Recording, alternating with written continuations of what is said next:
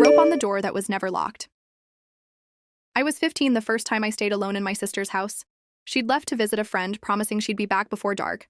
The place was quiet, tucked away on the edge of a sleepy town, with a creaky porch and tall grass swaying under the summer wind. It felt safe, ordinary. I had just stepped out of the shower, damp hair clinging to my shoulders, a towel barely wrapped around me, when I heard a sound outside.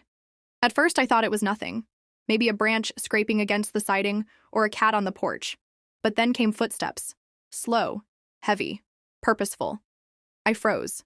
My room faced the front yard and I crept to the window. The sight made my stomach twist. A man stood on the porch, broad-shouldered, wearing a dark cap. I couldn't see his face, but I could see what he was doing. In his hands was a rope. He was looping it carefully around the front door handle, pulling it tight, then fastening it to the porch railing. Each knot deliberate, practiced. My breath caught in my throat. Why would anyone tie a door shut? Then he leaned a mop against the door like a brace, as if to keep it from swinging inward. That was when it hit me. He didn't want anyone coming out. The towel slipped from my shoulders, but I didn't notice. My hands trembled as I reached for the phone. I dialed my sister, whispering frantically, "Please, come back. There's someone here. He's at the door." Her voice was calm, but I could barely hear her over the roar of my heartbeat. Panic clawed at me. I pulled on jeans and a t-shirt with shaking hands. Staying inside felt like waiting for him to make the next move, and I couldn't bear it.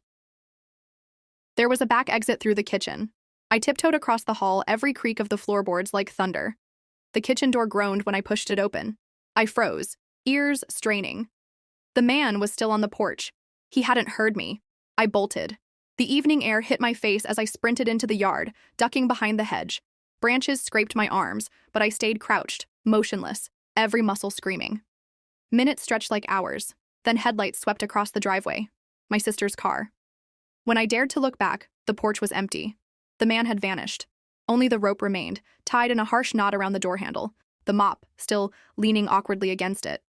The police came, but they found nothing. No footprints, no fingerprints, no trace of him.